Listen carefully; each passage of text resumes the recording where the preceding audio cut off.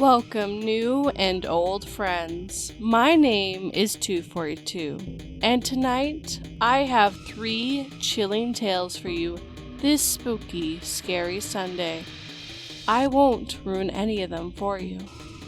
Remember, if you'd like to help this channel, I have merch and a Patreon. Let's get this spooky, scary Sunday started. Turn off your lights. Make sure your doors and windows are locked. Things are about to get spooky.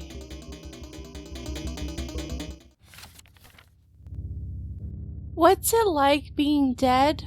the little girl asked me. I held her hand, looked her in the eyes, and spelled out, "Cold and lonely," on the Ouija board.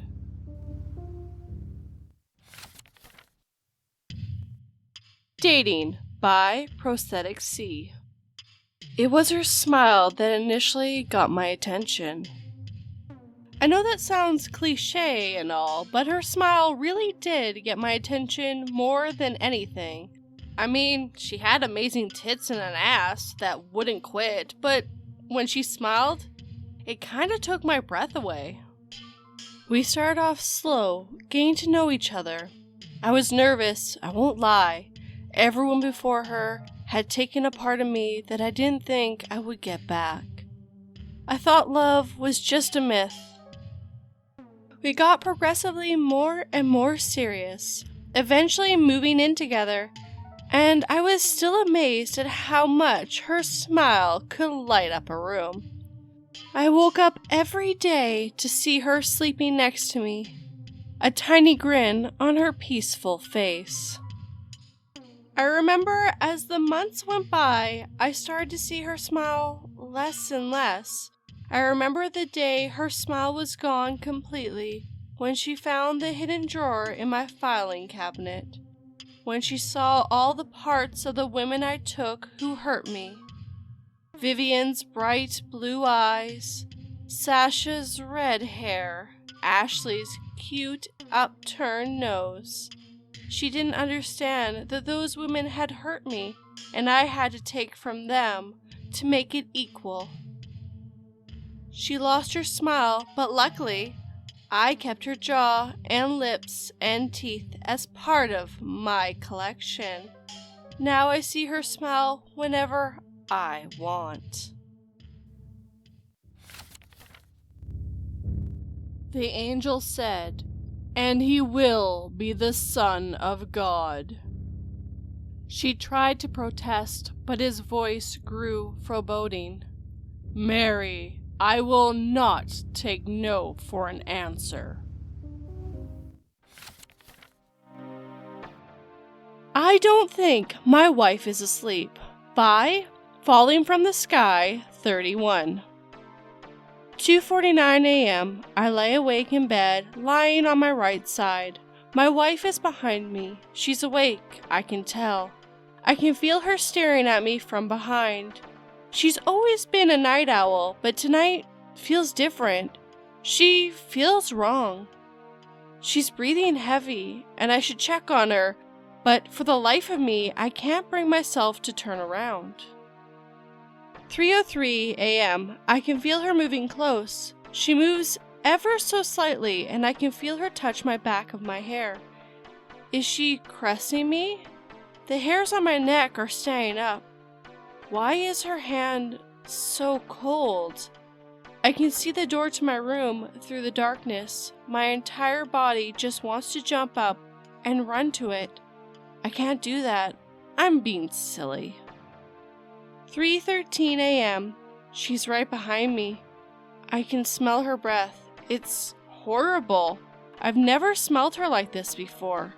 I can feel something pressed into my back. Is it a knife? It doesn't feel sharp. I gotta do something. I decide to jump up and turn the lights on, but right before I do, the hall light turns on, and I can hear my wife coming up the stairs. She's on the phone with her mom. I can hear her crying.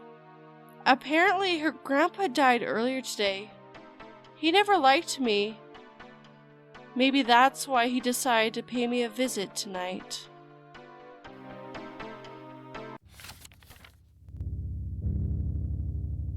The woman came running out of the dark alley and whispered in a scared voice, "Pretend that you know me." As I embraced her, I nodded to the silhouette of my brother in the shadow of the alley.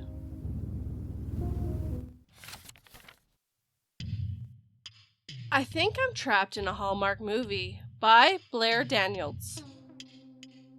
I first noticed it in the kitchen. My sister was putting the final touches on a batch of Christmas cookies. Turning to get more icing, she bumped the plate with her hip and it flew onto the ground. "Oh, gosh darn it!" What? Gosh darn it? I chuckled. "Who are you, and what have you done with my sister?" Brittany stared at me blankly. "Look, I know my sister. She swears like a 50-year-old sailor drunk on cheap beer.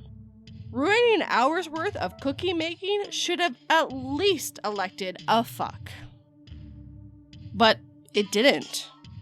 "Ah, I see. This is an act for Jonathan," I winked at her. "Don't worry, I won't tell." "What are you talking about?" she asked. I bent down and picked up a shattered piece of cookie. "You know, your constant swearing, your secret's safe with me." I reached for another piece of cookie, picked it up, and threw it towards the garbage. Instead of falling in, it ricocheted off the edge. Ah, fuck. I froze. At the exact moment I said fuck, a car horn had blared outside, drowning it out completely. I frowned. Fuck. Fuck. What the fuck is going on here? I stared at Brittany, eyes wide. She ignored my question. "We have to bake more cookies," she continued as if I hadn't said anything. "If the Christmas celebration tonight doesn't impress Christopher, he's going to shut down the community center forever." The community center? When have you ever given a fuck about the community center? Since I started Wolfie's? What? "You know, my business, baking dog Christmas cookies." I frowned. "These cookies are for dogs?" She nodded. "Okay, look. What's gotten into you?" I stood up, brushing the crumbs off my hands. "You don't even like dogs. You say they make too much noise and poop everywhere. You don't even like animals, period, or kids." "That reminds me, Christopher's nephew is going to be at the celebration. He's an orphan and he loves dogs too. I think I'm going to surprise him with a puppy from the shelter." I stared at her. What? "It's going to be so awesome. Ah, don't you love Christmas?" I threw my hands up. "You're acting really weird right now. I'm going to, go rest for a while, okay?" She nodded, eyes widened, and perky smile on her face. That's when I noticed something else. She wasn't wearing her usual outfit of black tank top and skin-tight jeans. Instead, she was wearing a bright red sweater and a neat skirt. Her hair, which was usually tied up in a messy bun, fell in a perfect loose wave around her face. "You're dressed weird," I muttered. She just smiled back at me. I trudged out of the kitchen, through the family room, and I was about to climb the stairs when I stopped. Something's different. Well, for one, my mom's house was clean, which was super weird, because she's a borderline hoarder who keeps everything from 20-year-old Christmas cards to free pens. The clutter was gone, a fire was going in the fireplace, and a fluffy red throw sat across the sofa. Weird. But there was something else. My gaze caught on the mantel above the fireplace. Even from a distance, I could tell the photos were different. I'd seen the photos there a million times. The dorky photo of me in braces I hated, the photo of the four of us and our cat. They were burned into my brain. Not one of the familiar photos remained. I stepped closer, studying the photos. A girl with braces playing outside, a mother and father sitting on a sofa, 2 toddlers between them, 2 girls holding hands while sitting on a swing. My heart dropped, every muscle in my body paralyzed. They weren't us. They looked like stock photos of a family that very roughly, resembled ours. I ran up the stairs, my head spinning, my throat dry. What's going on here? Nothing made sense. Not the way Brittany was acting, not the way she was dressed, not my mom's house, not our photos. It all clashed in my brain so wrong. I collapsed into the bed of my childhood room, the only thing that felt familiar in this house. My stuff had been boxed up long ago, but the walls were still the shade of lavender I picked out in middle school. The bedspread was still deep purple, the mattress was still soft as a feather. I laid there in silence. Funny how, now that there was no random car horns or a flock of Canadian geese, I was almost drifting off to sleep when I heard it. Footsteps in the hallway. "Brittany?" I called. But they sounded louder, heavier, like a man's footsteps. I shot up in bed, my heart pounding. Our father had passed away several years ago. Christmas dinner wasn't for a few days. Too early for our uncles to be here. I backed away, heart drumming in my chest. Hello? I called out. The footsteps paused. "Who's there?" I shouted. The footsteps resumed, closer now, so close that they were right outside the door. "Brittany!" I shouted, hoping she could hear me. "Brittany, there's someone!" The door opened. My voice died in my throat. A man stood there, a naked man with only a small towel wrapped around his waist. He stared at me with dark, hungry eyes. Then he smiled. "Hey, honey, are you okay?" I screamed. "Honey, what's wrong?" The man was rushing towards me. I ducked underneath his still outstretched arms and ran to the door, down the stairs and out the front door. I heard Brittany shouting behind me, but I didn't listen. I kept running and running. In a few blocks, I reached town, but it wasn't our town. It was this cutesy little town that time has forgotten, with shops lining the sidewalks and tinsel strung up between the street lamps. Gone were the liquor stores and rowdy teenagers and an endless supply of litter. And yes, there was even a community center, but not our community center of stained cement and smashed beer bottles in the parking lot. No, it was now a darling brick building, a Christmas candle burning in each window. No, this can't be. What the fuck is happening?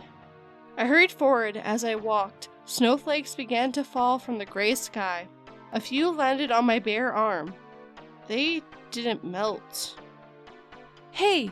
I cried out to the nearest person, a woman waiting to cross the street with perfectly wavy hair and bright red peacoat. "Hey, can you help me?" She turned towards me, a smile plastered on her face. "Of course. What do you need?"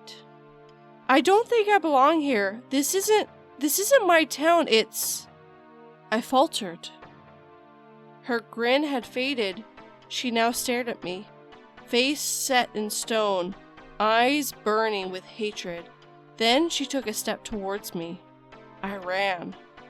And that brings us here. I've been hiding out behind a perfectly decorated Christmas tree in someone's yard.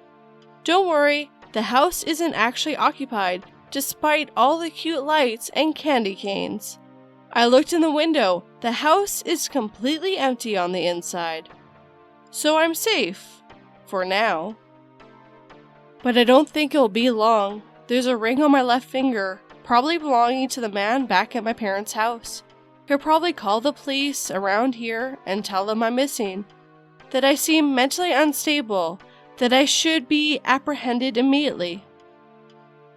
At least the internet seems to work, but calling Brittany's number and my mom's has only resulted in static.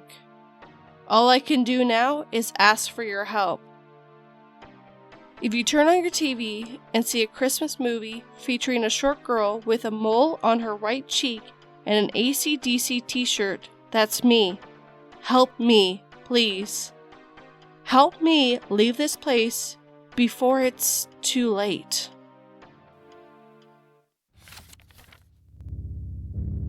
My father really loved using his fancy Fitbit watch and wanted to be buried with it.